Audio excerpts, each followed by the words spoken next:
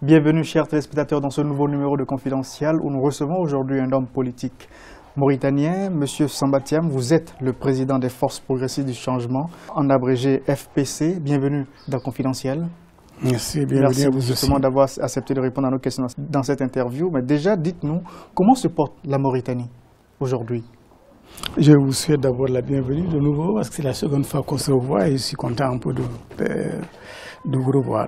Cela dit, par rapport à votre question, comment se porte la Mauritanie, c'est une question vaste, mais bon, pour les FPC, nous pensons que la Mauritanie n'est pas sur la bonne voie.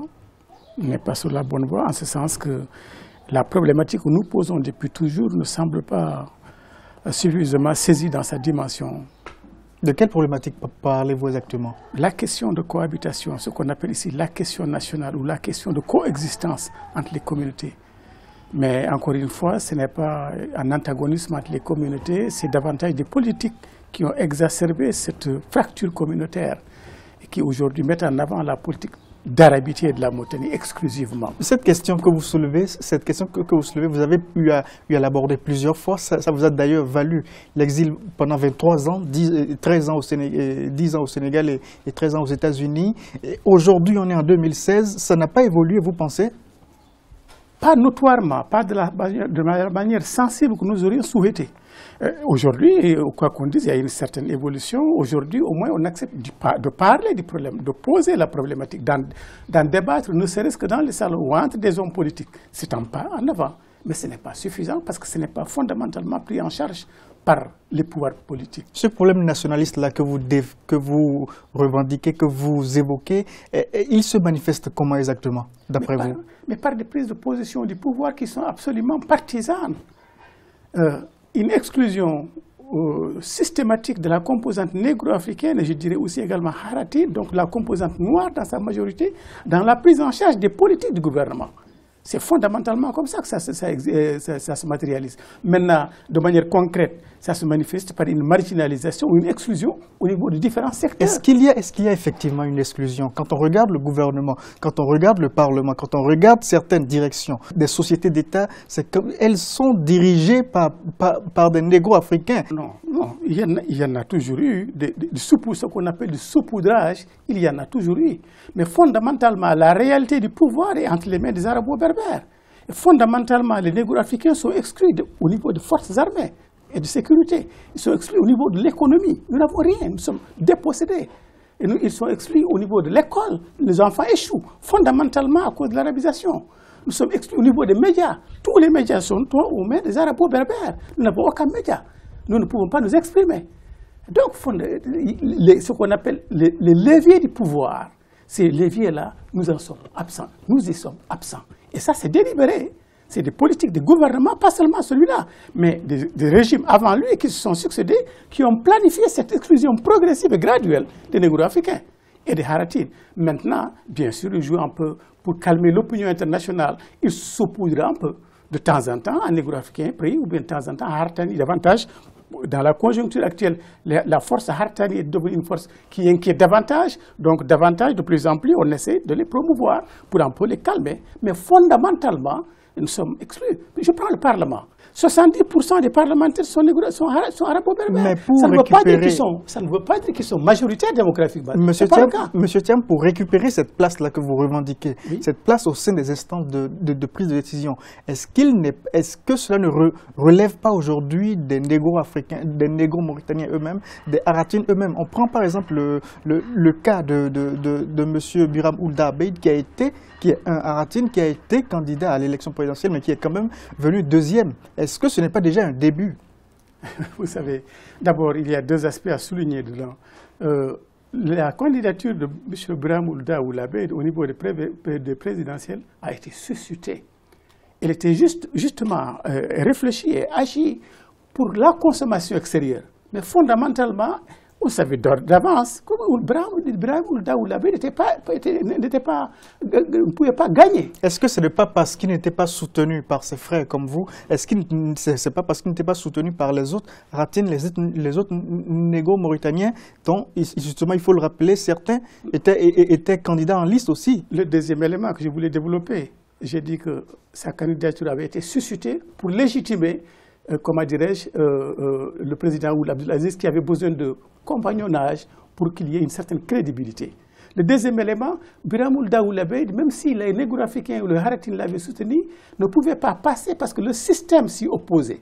Le système, à l'état actuel des choses, s'oppose à ce que négro-africains ou Haratin dirigent ce pays. Parce que les mentalités ne l'acceptent pas encore. Le troisième élément, simplement, vous passez du principe, M. Franck, que les élections en Afrique sont transparentes et que lorsqu'il y a une majorité mécanique quelque part, elle est respectée. Ce n'est pas le cas. Donc, même si nous avions soutenu dans la majorité Biram Ould Abeid, il ne passerait pas. Mais la spécificité de la Mauritanie par rapport à l'ensemble africain qui absolument pêche par rapport à sur cet aspect-là, c'est que ici, les mentalités sont à un niveau tel qu'elles n'acceptent pas encore la pluralité de la diversité de la Mauritanie, la pluralité culturelle de cette Mauritanie. Tant que ce n'est pas accepté, il est hors de question qu'on permette à un négro-africain ou à un Haratin d'accéder à la magistrature suprême. C'est dans l'essence du système. Le problème négro-africain, il est où exactement en Mauritanie? Est-ce la langue? Est-ce la culture? Est-ce l'histoire? C'est quoi exactement? À ces trois niveaux. Mais il est davantage visible au niveau culturel. Autrement dit, là où comment dirais-je, l'opinion le perçoit, où elle surgit, c'est davantage au niveau du vecteur culturel. Je m'explique. Quand nous avons été à l'indépendance, nous avons tous été colonisés, nous avions la langue française. Quand nous avons été indépendants, les premiers dirigeants et ceux qui les ont suivis ont instauré ou ont introduit progressivement la langue arabe. Au point qu'aujourd'hui, ce qui est dominant, c'est fondamentalement la langue arabe. L'autre élément, pour revenir à votre question, donc l'école d'abord, ensuite l'économie. Quand nos premiers dirigeants se sont installés, l'économie pratiquement a glissé, a dévié pour être accordée pratiquement aux Arabo-Berbères par une politique ségrégationniste. Nous n'avons rien. Toutes les entreprises, ce que vous dites, vous parlez d'entreprises, vous parlez de sociétés d'État. Mais il n'y a pas un négro-africain qui dirige une entreprise privée, consistante, sérieuse. Ça n'existe pas. Parce que nous n'avons pas eu droit à certains avantages qui étaient accordés au niveau des banques, qui sont contrôlés également par des Arabo-Berbères, totalement. Donc, au plan économique, nous sommes exclus. Au plan militaire et au niveau des forces des armées et de sécurité, au départ, il y avait quand même ce qu'on appelle une espèce de compromis. Maintenant, nous sommes complètement liquidés. Donc, si vous voyez le corps de commandement des forces armées, la gendarmerie, la garde, comment dirais-je, l'état-major militaire proprement dit, et les forces de police, le corps de commandement de ces forces-là est absolument arabo-berbère, bidar, blanc. Donc, nous sommes exclus également à ce niveau-là. Donc, exclus au niveau culturel, exclus au niveau économique, exclus au niveau militaire, exclus au niveau politique. Parce que, comme je disais, ceux qui dirigent, ceux qui contrôlent la réalité du pouvoir politique, c'est les Arabo-Berbères, mais qui ont un pouvoir fondamentalement. Tel que vous posez le problème, est-ce qu'on ne serait pas amené à être dans la même situation quand un négro-mauritanien viendra à la tête de la Mauritanie? Mais ça ne peut pas être le cas. Pourquoi? Parce que notre philosophie, c'est qu'il faut que ce pays accepte sa diversité culturelle. Il faut qu'il accepte son identité plurielle. C'est ça notre credo. Mais les Arabo-Berbères n'ont jamais mis de côté cette diversité culturelle. Non, ils l'ont mise de côté. Si, ils l'ont mise de côté, monsieur. Et parce que s'ils ne l'avaient pas mise de côté, on ne serait pas complet. On ne passerait pas 23 ans à dénoncer la même réalité. Ils l'ont mise de côté et de manière progressiste, ils l'ont accentué, ils l'ont exacerbé, ils nous ont éliminés totalement au stade où nous parlons. À l'indépendance, nous étions plus ou moins égaux. Maintenant, ce n'est plus le cas. Nous ne contrôlons rien du tout.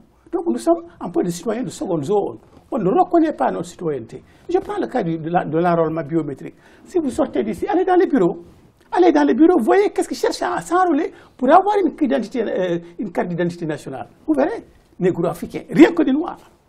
Rien que des noirs. Parce que simplement, ils ont ce problème.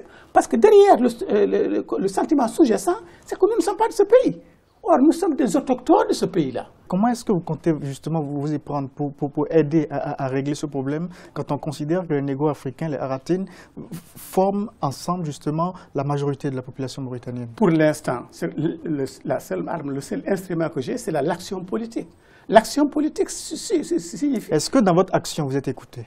Je crois qu'aujourd'hui, si on testait, je crois que mon discours passe. Je crois qu'aujourd'hui, les Haratines et les négro-africains font attention à mon discours. C'est la raison pour laquelle, d'ailleurs, le pouvoir me combat souterrainement, à travers d'autres négro-africains qui sont des pantins, pour un peu discréditer notre discours, discréditer notre organisation.